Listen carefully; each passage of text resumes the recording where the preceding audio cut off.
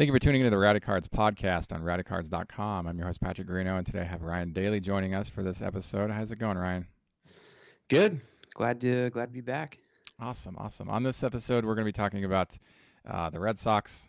Well, really the World Series, so a little bit of Dodgers will be discussed there. We'll be talking about the weather for a moment, and we'll be talking about managers that have been hired recently, some fan, activity, and Yadier Molina. And also we're going to talk about, we'll jump right into the hobby, a few things in the hobby that are kind of interesting. So let's jump right into it here. First things first, the question. Do the Red Sox have a competitive advantage over the Dodgers given their familiarity with playing in cold weather? As you know, the Dodgers are playing the Red Sox in the World Series this year, and the Dodgers are there. It's been stated and documented that they've had a hard time playing in this cold weather. But the Red Sox are used to this kind of thing, right? So if you're used to playing in cold weather and you can perform at, some expected, decent level, no matter the weather, and if you're used to 30 degrees in the wintertime, and then you play against a West Coast team that's used to playing in 60s and 70 and 80 degree weather, sometimes 90 depending on the time of year, I think that's by design a competitive advantage. But obviously you have to have the talent to win the games. So I just think if you're used to playing in the cold and you're used to warming up in the cold, then if you play a team who's not used to playing in the cold, it might make certain plays be slightly harder to produce defensively and easier to produce offensively. Thoughts? I'm going to go ahead and disagree with you a little bit on this. Okay. I think there's a very slight advantage you get if you're the home team playing in bad weather. Uh-huh. But when we hear this discussed a lot during the football season, because football's played at a much harsher time of year than baseball. So you get snow, you get rain, you get hail. I mean, much more extreme things than we saw last night with the Red Sox game. But first of all, the Dodgers, not all those players grew up in Southern California and got drafted by the Dodgers. A lot of them, I'm sure, grew up in areas with cold weather, and they are used to it. And same with the Red Sox. I'm sure a lot of those guys grew up in the desert or in hot climates, and now they're playing in Boston where the weather is not so friendly. So I think these guys are professionals. And whenever I read these sort of stories, the player interviews are,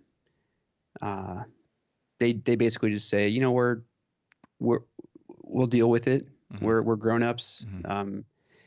I mean, obviously the extreme cases, like last night, I think it was in the high 40s, which is pretty insane. But like I said, I think there's a good portion of guys on both teams that have dealt with cold weather in the past. And it's a disadvantage for both teams because they both have to endure the conditions. And the Red Sox might be kind of used to playing in those conditions, but baseball is played largely in the friendlier times of the year. Even if you're in the East Coast, even up in Toronto, it's nice in the summertime. So I don't know. I think there's a very slight advantage that you have when it comes to weather like that. Yeah, I mean, I'm not saying it's the only reason why teams win or lose. I'm just saying that, look, I lived in Alaska for a good chunk of my youth, cold weather, from the time I was 2 to 12. And so I dealt with really cold, sometimes in the negatives weather when I was younger. And I dealt with it. I got used to it.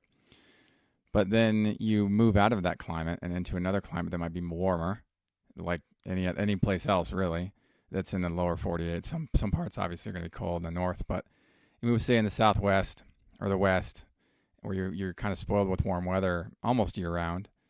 And, a couple of years goes by and you start to get used to that. And then it turns into 50 and 40 degree weather, and then you're cold again, and so, yeah, you might have had a history of living in very treacherous conditions climate-wise, and your body will adjust and get used to wherever climate you live in presently. And then if you go back to some cold climate again, you still have that climate shock, and it might slow you down. I as a skateboarder in the cold weather in the wintertime, it takes me like 35 minutes to warm up. But in the summertime, 10 to 15 minutes and I'm good. Because, and where I live presently, it doesn't get that cold. It's like 30s maybe. But I've lived in like negative degree weather. And so you'd think I'd be able to manage it quicker. But I know that weather, it's an element, like that's a factor. You will be impacted in some way. If you lived in, some hot climate before, you might feel used to it in Arizona, and then you go back to it. You've been in Boston, say, for so long. You go back to Arizona, you're going to be like, man, this is the hottest place ever. But you were used to it before. Sure.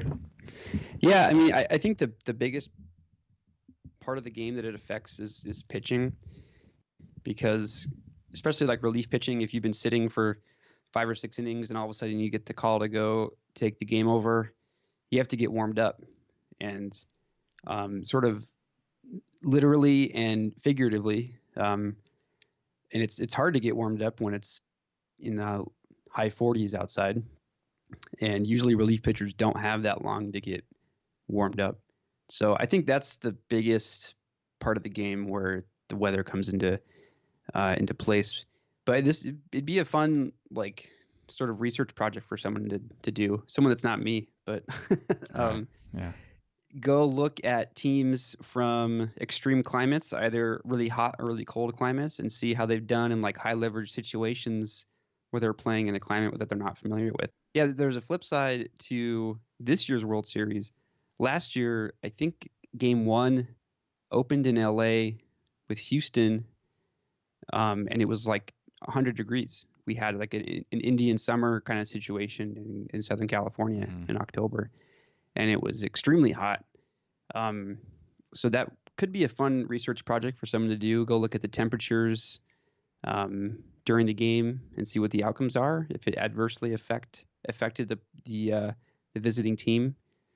I'd be curious to know if there's like a strong correlation or not. Yeah, I mean, look, the body has to adjust and warm up at some point. It takes some amount of time. But if you're used to living in that climate, you might not need that amount of time to warm up. I mean, that's just science, right? So, the Dodgers might be at a slight disadvantage in that capacity, regardless of whether or not they lived in like the Arctics, at some point in their lives, like some of those players.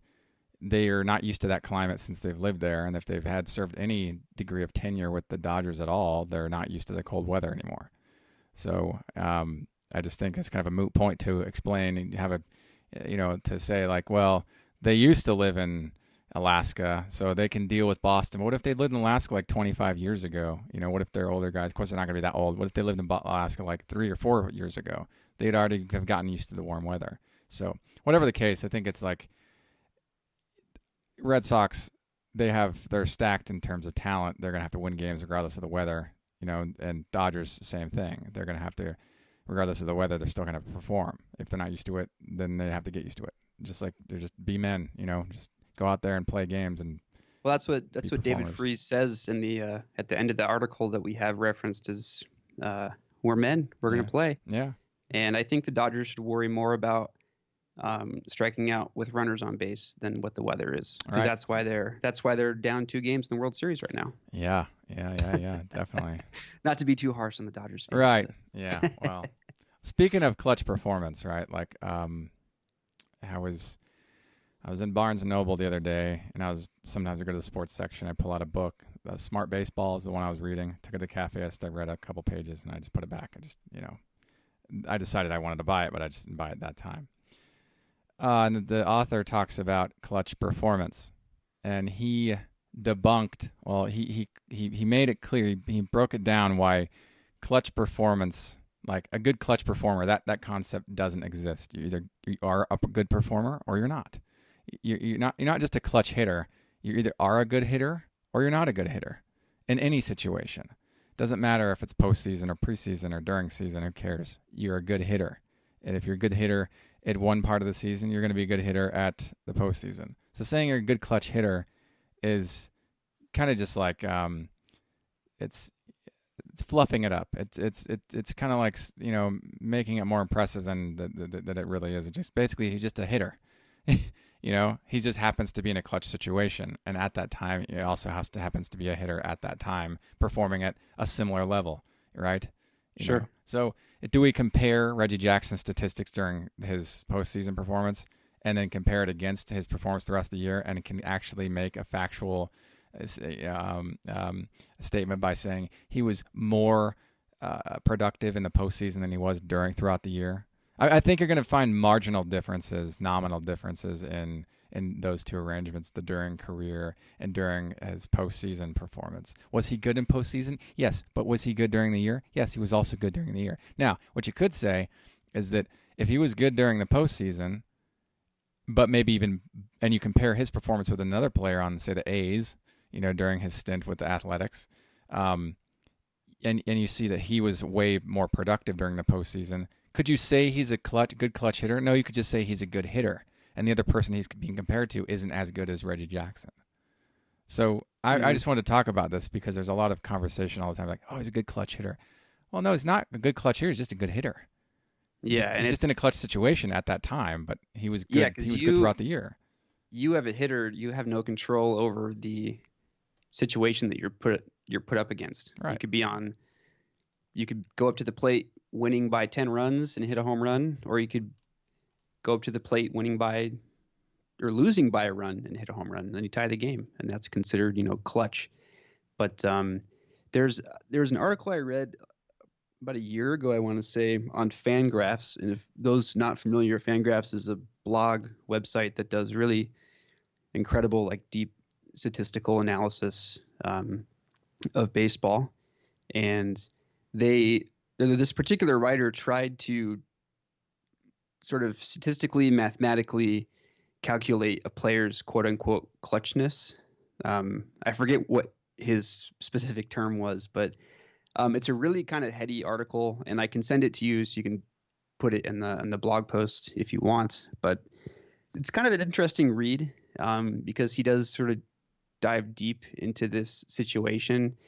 But postseason specifically, I think a player's performance is always fun because if you look up World Series most valuable player, you'll find a lot of guys that are not like superstar talent or even like star talent. And you see a lot of people that sort of come off the bench in the World Series that have these amazing performances despite this immense pressure. Like David Freese is one of them. We just mentioned him in the weather discussion. Mm-hmm. He's a legend because of his 2011 performance. Edgar Renteria was the MVP in 2010. I remember. And, maybe I could see Edgar Renteria doing that like in the mid to late 90s, but 2010, geez. So it's kind of a fun list to gloss over. And the postseason performances are always fun to watch because, like I said, there's these guys that just sort of come out of nowhere. Maybe they were sort of marginal during the season, and they just sort of go off in the World Series. But are we attributing their performance to a situation, or are we attributing it to the fact they may have been utilized more in the postseason than they were during that's there the are other factors here. I can't just subscribe to the fact that just because they played on a different date in a different field at a different time of the year that they're better in that situation than all those things in another, differently, right? So like a guy coming up in April and May to hit a couple balls, maybe hit a lot of balls or pitch, compare his performance from April to September with his performance in October. Are you really going to see that there's a spike in the difference in October?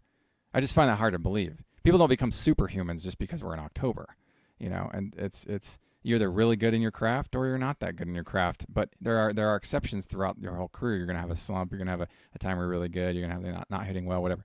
But, you look at look at the stats of this and average things out, and you start to look at okay, over the past 5 times they've reached the World Series, or did we see spikes in performance in this player? Like the conversation right now they're talking about is David Price being, dominant in the postseason. But he's had good years. He's had some not so good years, but he's been great, And I can't say he's better right now in the postseason he's ever been. Of course, I'd have to look at his data to really back that statement up with a degree of certainty. But I could say that he's not superhuman right now. He's just David Price. But he's been David Price since '07 when he came up with I guess it was the Tampa Bay Rays. Mm-hmm. So I just want to touch on that because I think some people talk about good clutch hitting, but really what they mean is just good hitting. It just happens to be in a clutch situation. Yeah, and there's the sort of other part of this conversation is people that have a bad track record in the playoffs, and Clayton Kershaw is one of the guys that gets a lot of the heat for that conversation. I don't think he quite deserves all of it, but I mean, if you're watching Game 1 of the World Series, he did not do very well, and I think he has like a 9-9 win-loss record in the postseason, which is not reflective of Clayton Kershaw in the regular season at all. I mean, Clayton Kershaw is like one of the most dominant pitchers of this generation. He's got stats like Sandy Koufax has. So he's one of those guys, whenever the Dodgers are in their postseason, everyone is just glued to the TV because they're like, is he going to screw it up again this time? Like this elite, like generational talent on the mound. Yeah. And I feel bad for him because it's got to be just a ridiculous amount of pressure. But it's interesting what the postseason can do and how baseball writers sort of frame things just because it's the postseason. They sort of glorify or they villainize guys. It's a wacky time, but that's why it's kind of fun. Sure. Moving on. Ryan, why don't you bring us into this next topic here? We got some new managers have been hired. Yeah, so obviously the World Series has been dominating all the sports and baseball media, but there have been some significant management hirings. Charlie Montoya for the Blue Jays, who I believe was their bench coach. To be honest, I don't really know much about him, but he replaces Paul Molitor, who obviously he was a Hall of Fame baseball player. But I think Paul Molitor ended up walking away from that team with a losing record. And the Twins were in contention, I think, just a couple years ago. So I think they just had to sort of shake things up, and they hired Montoya and see where he takes the team. Brad Ausmus got hired by the Angels, which as an Angels fan is not really a surprise. He was the special assistant to the GM for a couple years after Ausmus left Detroit. And I have full faith in him. I think he's basically going to be like an extension of our general manager, Billy Epler, who I also have full faith in. So looking forward to Brad Ausmus. He's also one of the few Jewish managers to have ever managed. I know that the Jewish community is sort of underrepresented in baseball in general. But from the manager role, I can't really think of any off the top of my head. So kind of cool to have Brad in there representing that community. And Rocco Baldelli for the Blue Jays, youngest manager ever, 37. That's young, super young. And that's sort of the trend we've seen in a lot of sports. I think Sean McVay, the coach for the Rams, is 35. I want to say somewhere in that ballpark. And I think just given the statistic-driven part of the game, front offices are looking for younger guys that are more attuned to systems like that. So I expect this trend to continue. To sort of start pushing out some of the old school guys in favor of the quote unquote new school of baseball. So we'll see. Charlie Montoya and Rocco Baldelli don't have any actual managerial experience being the sole manager. Brad Ausmus did in Detroit, I think maybe 4 or 5 years. But so these are relatively inexperienced managers. And they're on the young side of things, and they're all managing exciting teams. So I think it's a good fit for everybody, and I'm excited to see what they do. Well, so Baldelli's been hired as the manager for the Minnesota Twins. Twins. Sorry, I Yeah, knew I he was. came. He played with the Rays, but now he's going to be Yes, managing with the Twins. So Twins. I it's screwed that up. Montoya is. shame on you. I know. This is why I should have Google up while I do these things. Oh, it's good. No, it's just good to like reference. You know, if you're listening, it's just to try to. I always say like if you're gonna write something and you know quote or use content, try to reference it so that you can credit the owner of the content. Whatever the case, you're always learning about these like the like connections of the knowledge and where everything fits into place. But it's sometimes hard to follow. You know, there's just a lot of information. And so I totally get like hiccups every now and then. But yeah, he played with the Rays, and now he's going to be managing with the Twins. That'll be cool, I guess. I don't know. I can't think. I don't follow the managers that much. They're sort of behind the scenes. It's like a band manager. Nobody cares, but they do so much work for the band. Everybody sees the band and listens to the band, but nobody knows about what happens behind the scenes with the band manager. So totally get Right. that. I think the knowledge even for a deep baseball fan, like a hardcore baseball fan, once you get past the role of the manager, once you start talking about the bench coach and the third base coach, I mean, that's it's really obscure really fast. Yeah, so I mean, I would be super impressed if someone could rattle off the entire coaching staff for each team. Yeah, the assistant manager to the assistant that is the off-plate, off-field coach to to the bat boy and the mascot. Yeah, all the generic, weird, obscure like. You know, I manage the dugout, but I'm the assistant to the manager of the dugouts. Yeah, equipment manager, interim equipment manager. Most of us don't know who these people are. I mean, even the umpires, we never really see them. So they work. They have great jobs. Then we trust that they're really a mission critical part of the games. And so, but we just never get to know. Oh, I pulled an ump, you know, out of my pack of cards. Like nobody. It hasn't been done since like 55 Bowman. You know, I think there was a time in one of the Bowman releases from the 2000s where scouts were honored. Scouts that, you know, were responsible for pulling in certain high level players. Like Frank Thomas's scout had a baseball card that's signed by him, and on the back it talks about how he acquired Frank Thomas for the White Sox. Just, you know, that kind of thing. It's kind of cool. Glad there's not a lot of that in the hobby, but there's some, and there should be. Like, I guess, you know, it's kind of nice to see a little bit of recognition for some of the other fellas that are behind the scenes. So yeah, I think last year, maybe 2 years ago, one of the Topps products had a nice autograph set for all the managers. Oh, okay. And obviously every manager gets their own baseball card in the flagship product. Right. But I think we seldom see every single manager with an autograph card, so that was kind of cool. Yeah, something different. One quick note, nice little nugget of trivia I learned this week. Okay. Speaking of managers, before we move on, we all remember Michael Jordan's stint in baseball. Of course. Back in the 90s. 94, 95, he went and played in the minor league system for the Chicago White Sox down in Alabama, I believe. Yes. Now, who managed that team that Michael Jordan played on? Terry Francona. Really? Who obviously went on to have a very successful managerial career. So that was just a cool thing that I learned recently. That is cool. I didn't know that. The dynamic duo, Terry and Mike. You know another piece of trivia? Michael Jordan's net worth? As of 2018, $1.7 $50,000. $1.7 billion with a B. Woo. Imagine if he played now with the contracts they're giving out. You know, I honestly think that if he wanted to go and play again, he could probably still perform. I mean, the guy is like a natural athlete. Like, he could probably get away with shooting a few hoops and hitting a few balls if he really wanted to. He still plays golf. He's still athletic. And so I really respect the guy. He could play for the Marlins. I don't know. The Pirates. Just from like a marketing perspective, I mean. Oh, it's that alone. We have Michael Jordan on our team. Yeah, that alone will bring.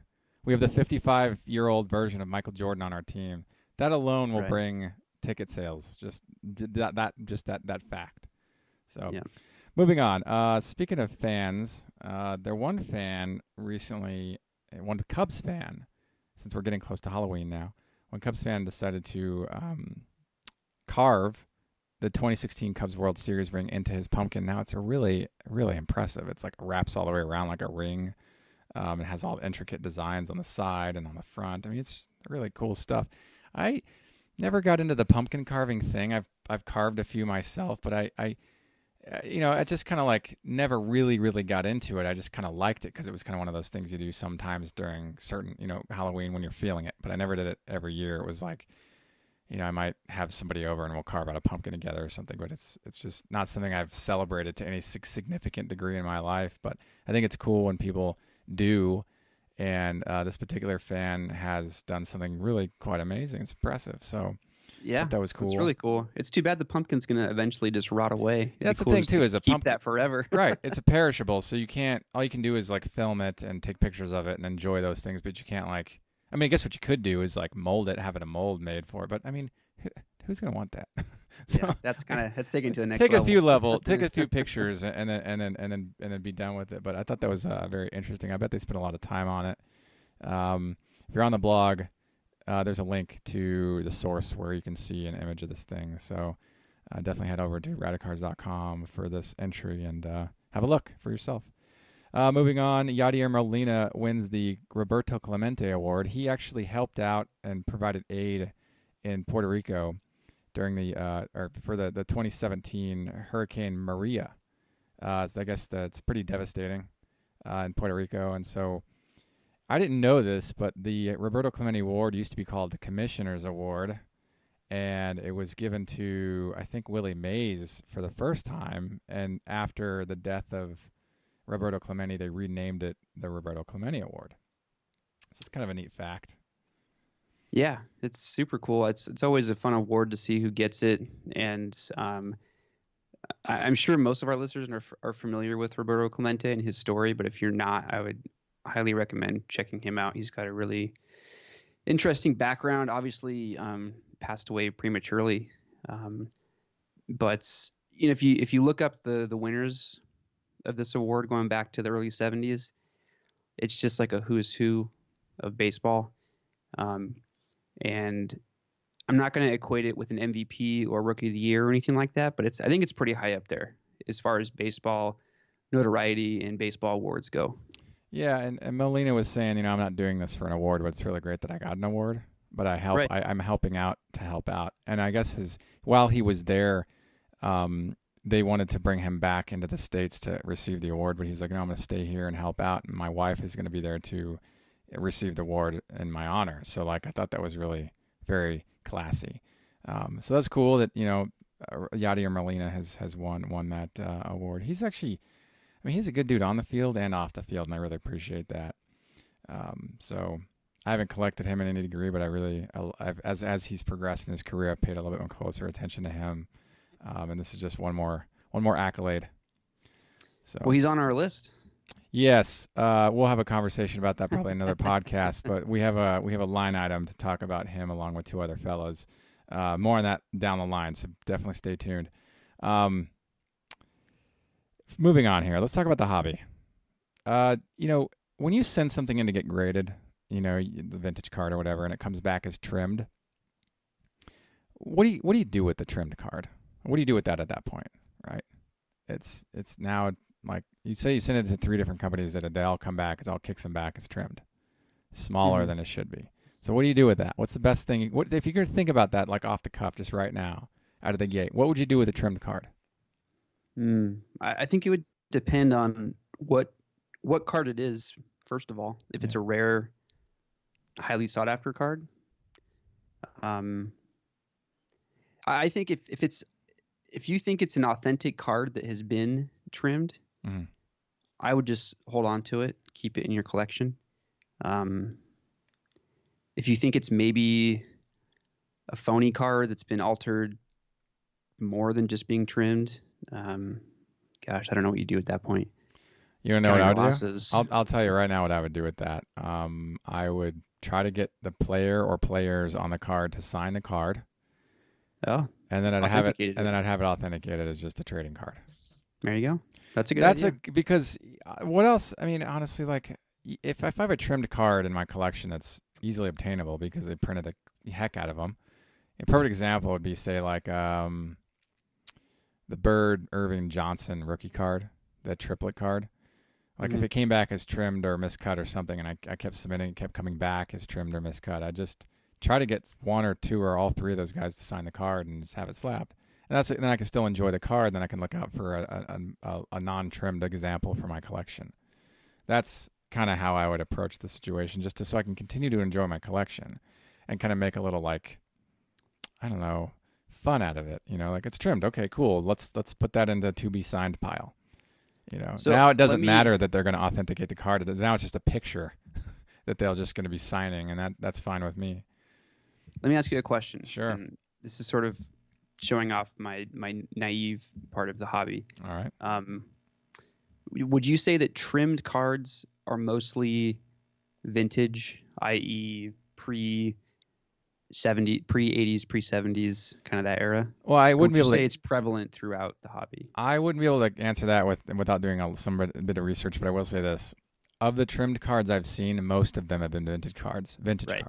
Okay, I would agree. That's my sort of anecdotal evidence. Yeah, that's not to say that there's certain modern. I've seen situations where modern cards have been trimmed. I have seen those. I've seen Derek Jeter's, like, autographics purple parallel number to 50. Like that. There's evidence that card was trimmed.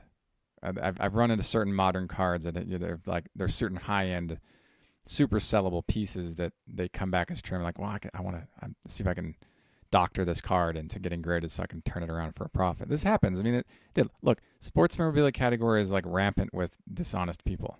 It's just like any other collectibles industry. You're going to run into these guys.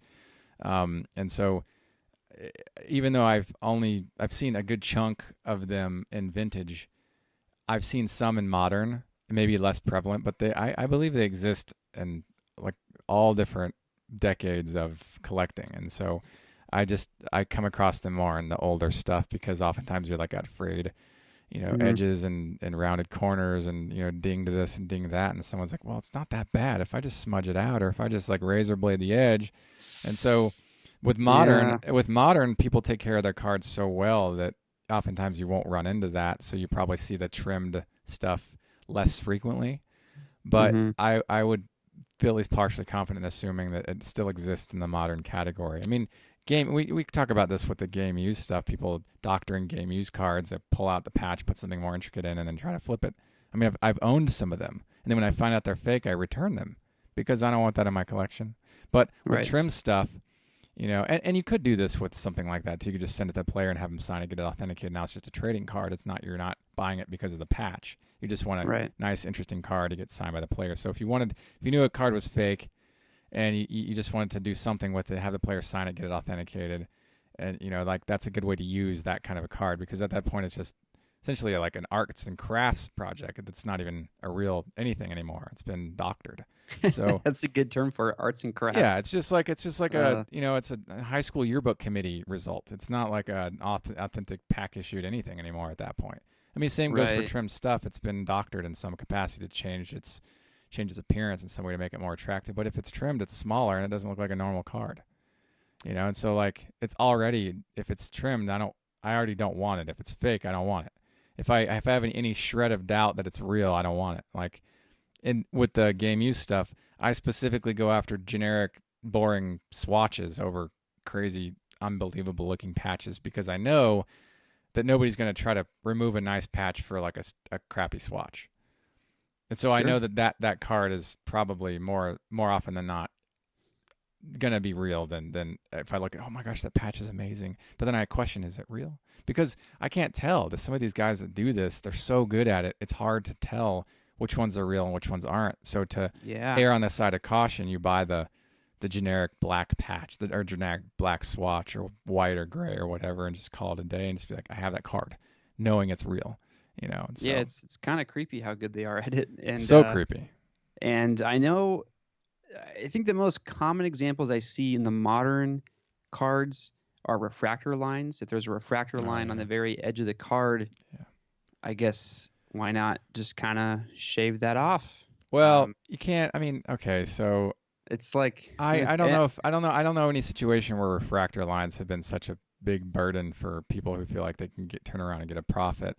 If that happens, gosh, that's too bad. There are refractor lines on certain really boutique items from the 90s, and I hope that people aren't touching those cards. I don't want anybody to touch any card, really. Just keep your hands off it and leave it as is. If it's in bad condition, accept it and go look for a better one. It takes more work to be unethical than it does just to accept imperfection. Mm-hmm. So just wanted to touch on that because if you have something trimmed, you can still enjoy it by getting a player sign it and just getting it slabbed.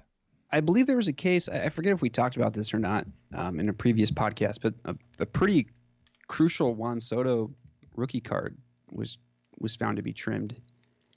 I could find a source on that and put it in the blog post, but wasn't that the superfractor?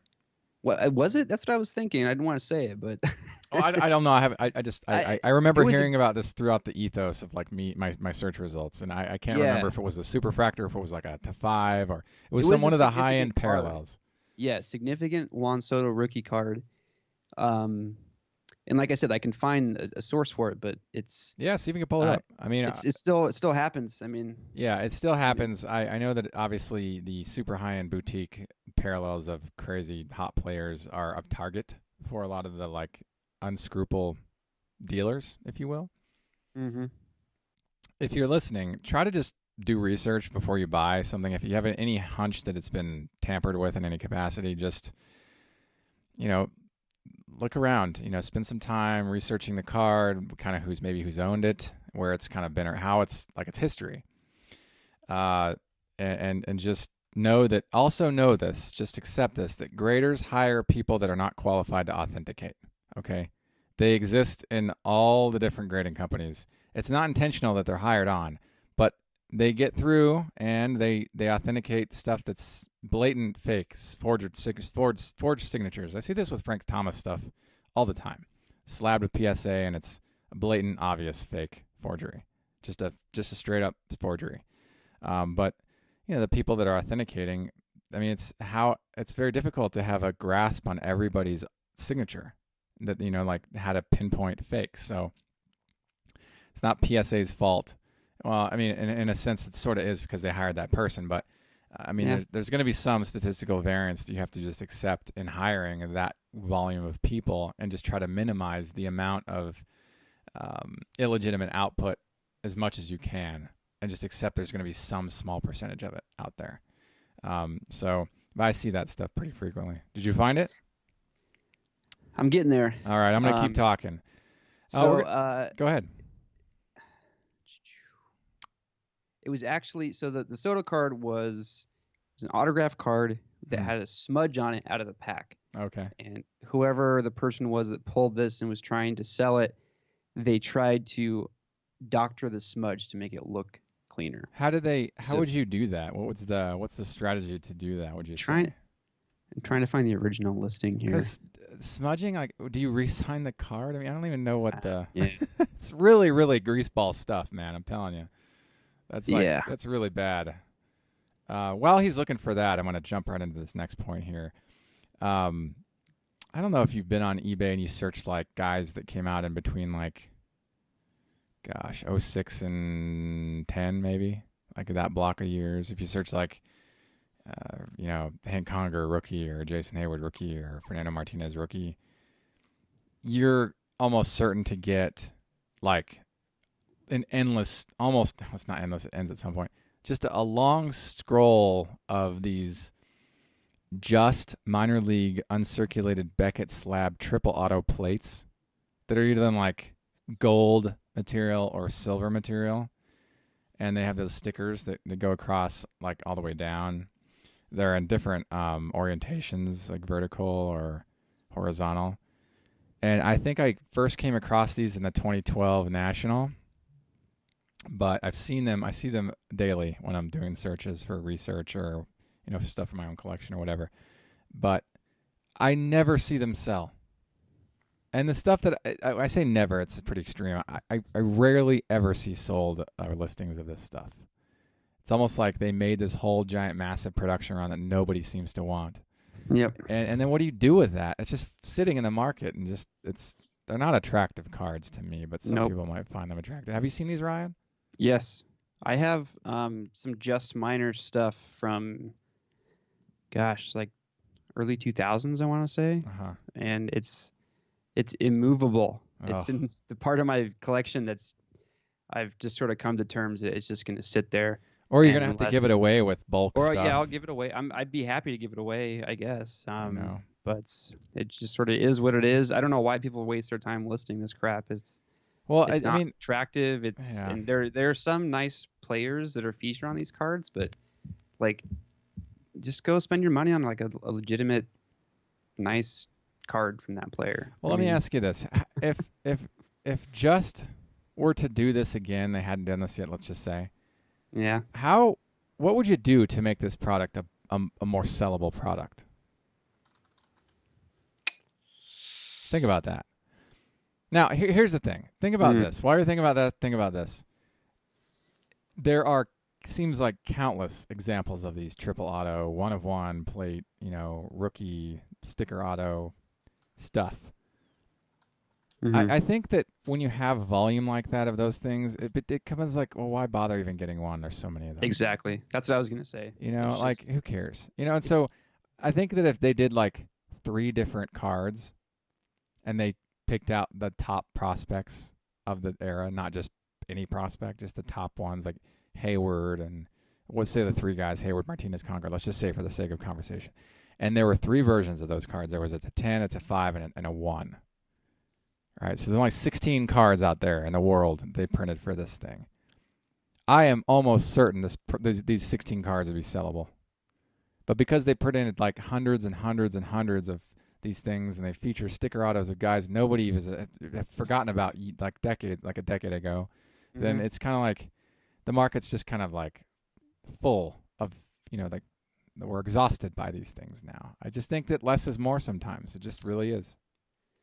Yeah, and I think they try and make their products to be like exclusive or maybe like high end and inherently rare Mm-hmm. just because there's 3 autographs. But I mean, if you're not familiar with what we're talking about, go on eBay, look at them. They're sticker autos. They look not great. Not For, well. I We're mean, talking based on our own opinion, right? I'm not yeah, a fan, and Ryan's not a fan, but you we're might not a be a fan. And fan. if you're a fan, great, because then they can find homes, and that's important. But whatever the case is, that if something has such low sale value, best thing you can do with it is just block them together and sell them as a lot and get on with it. But somebody who's going to buy them is maybe going to intend to like relisting them as individuals, so they're just going to constantly sell into perpetuity somewhere. They're going to be listed, right? So. Yeah, Um, it just looks Stocking like stuffers, you know what I'm saying? that's so funny you said that. I was gonna say, I know what I'm getting you for Christmas because Oh, there you so much of go. the stuff on eBay. That circulated just Beckett slab triple auto plate with 3 prospects I'd forgotten about Yep. 10 years ago. On Christmas morning, even though there's no Just a box. USPS, you're gonna get a white envelope with a raw, just autographed card in it. Uh, Merry Christmas. There And you then, go. right. Good way to get rid of old, like, whatever, like, stuff in your, like, need to move box. Yes. All you do is when you sell a card, you just pack a few of those suckers in there, like in a team bag, like in front and the back of the top loader, just so it's more support, and just Mhm. send it along. And then over the course of time, Yeah, you thin it out. you thin it out. So that's just another way. And if you're listening and you've gotten those things and you're frustrated by it, I'm sorry. I haven't done that yet, but that's something that people do to me. And I'm actually kind of flattered by it when I get a card and it's like packaged with commons. I'm like, oh, I'll just put them in my box of stuff to bulk commons, And so, I don't mind it, getting a few extra throw-ins. They don't end Yeah, up if in you already they have don't a box of commons, why yeah not just add a couple more and yeah and uh I'm not it's not going into my collection. It's just like going into the commons box, and I eventually will donate the box to something like a YMCA or somewhere that somebody can enjoy. So cool stuff. I want to touch on that. Follow up here is the I don't know if you've noticed this past couple of years, eBay allowed people to list things in groups, like single listings, like the choose your card, pick your player, complete your set yes. listings. But here's the thing: how popular are these listings? And I ask this because you have a shipping cost of like $2.99, $3.50 right in there. It's pretty normal. And then you're buying commons for like 99 cents. So you pay $4.50 for common. I mean, who's completing modern sets anymore? That's my question. People aren't. Dude, it's filler. This isn't 1987 anymore. This is modern stuff. Filler just gets donated and goodwilled. Like, who's putting sets together anymore of common base cards? I'm curious Yeah. to know. I mean, I don't know. I'd have to like ask around, but I wonder like how popular are these complete your set, pick your player, choose your listing type of auctions? I don't know. It kind of baffles me. And even if you're putting together like a vintage set, which I've done in the past, my first go to is a hobby shop or a card show. I don't go to eBay. Sure. I go to eBay to fill the holes here and there, but like you said, because of the shipping costs for one individual card, you know, if the card is worth less than $5, eBay is really not a great place Right. to try and find that card. And these listings, I think, can be a little misleading. When they first started happening, I didn't get caught buying something from one of these sellers, but I remember clicking on a listing for a player that was in the title of the listing because I wanted to buy that player's Oh yeah, card. totally. And then I was reading through the thing. I was like, oh, this isn't even for this specific card. And I don't even think that card was available at the time because someone else had purchased it. But the rest of the set was available, which was useless to me. So yeah, I just be careful and like I would avoid that kind of stuff. Well, okay, so there are certain situations where I'm looking for something. So say for recently, I bought Austin Kern's Bowman Chrome International Refractor rookie card, number to 100. And I was, doing another search on it just because, why not? And I came across one of the sellers who's known for selling like scrap stuff. And he had the gold refractor without the serial number on the back. And I was like, great. It was like $2 with $3 shipping. I was like, that's fine. That's like a boutique enough to where I'm going to buy it. Shipping cost and the actual asking price makes sense to me. But that to me is not a common card. It's like it's technically it's a proof example of an insert, a parallel of a player who was once popular. So to me, if he has the drop down for something like that, I'm going to look at it. But if it's stuff like 2018 Topps base, 2018 Bowman base, complete your set, I just don't know how many people are trying to put together a set of that, knowing, just without. I mean, there are a lot of people that have put those sets together because they were chasing this Ohtani stuff back in May. All right, there's unlimited options to buy a full set, but how many people are actively just wanting to put together a set, a modern base set of, say, Topps or Bowman or anything, really? And I just wonder how the people that spend time listing these auctions, how well are they doing? Like, I'm not going to go and do market research and figure this out. It doesn't mean that much to me, but I'm curious to know. I see so many. I have to cut these. I have to do negative search to cut those out of my search results because I don't want to scroll through, a bunch of 93 select pick your player to complete your set listings. Like I don't care, And so that's just kind of like something I'm like wanted to get your thoughts on it. Like how popular do you think these really are? And if you were trying to sell commons, do you think this is a good way to do that? Well, so I don't think they're very popular. I do think if you're trying to sell commons, it's definitely less of a pain to do it this way than it is to list individually. I have a better idea, though. If you want to do commons, bulk lot them in teams. There you go. Yeah. I mean, the people that buy commons that I know of, they're team collectors. Mm-hmm. I mean, there's one guy that just collects any card of the player that's featured with that jersey. Mm-hmm. You target those type of people if you want to move stuff out. And granted, a little bit of legwork. You have to like separate your cards or whatever into teams and do that. But that to me, I think, is one of the better ways to move bulk commons out. I don't know anybody who's trying to finish a 1990 Upper Deck baseball set. Yeah, I mean, in the past, I've done this a few times where if I've had a bunch of commons from the same player, and it helps if that player is like a Hall of Famer or a superstar.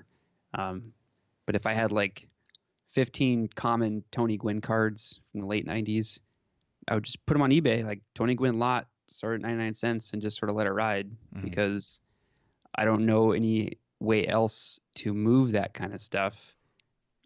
I'm not going to sell it individually, that's for sure.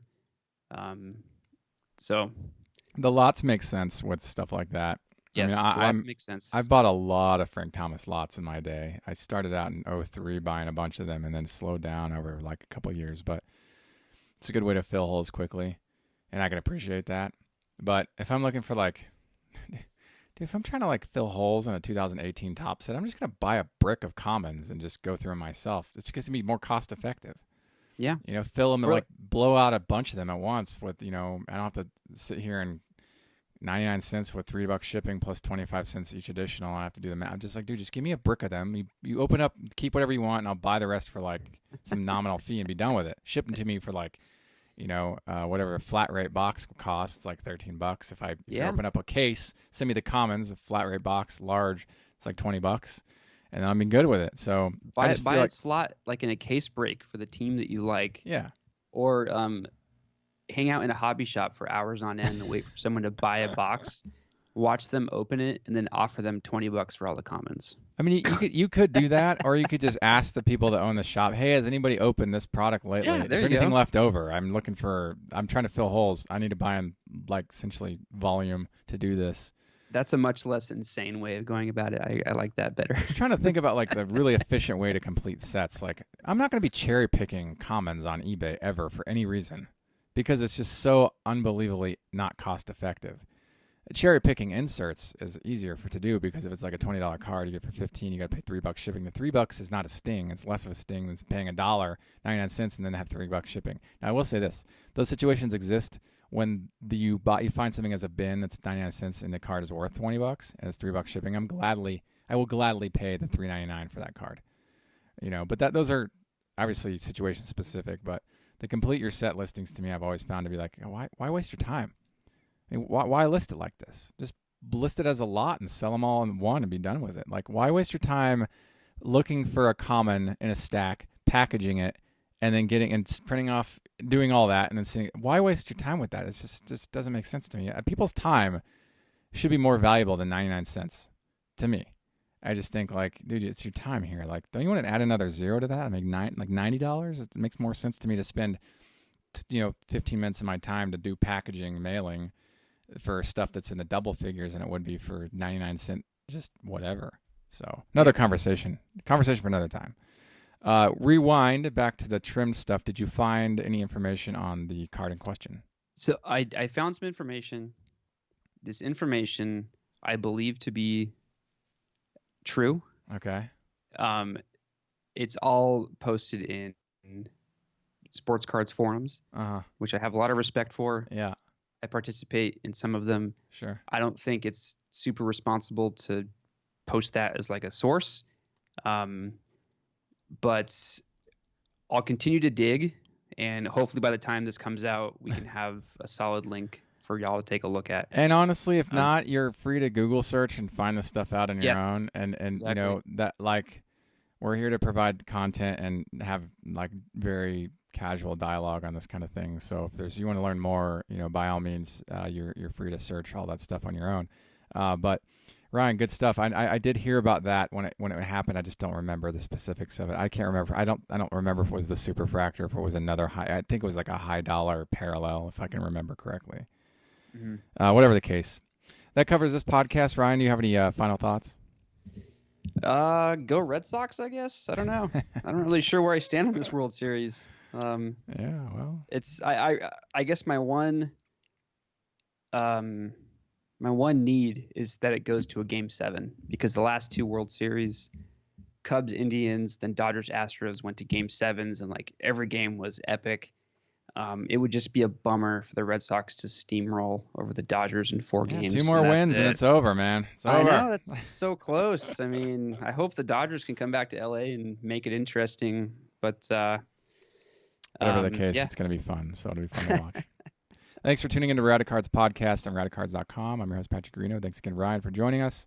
Sure. And until next time, enjoy collecting. If you like this content, please subscribe. Thank you. Enjoy collecting.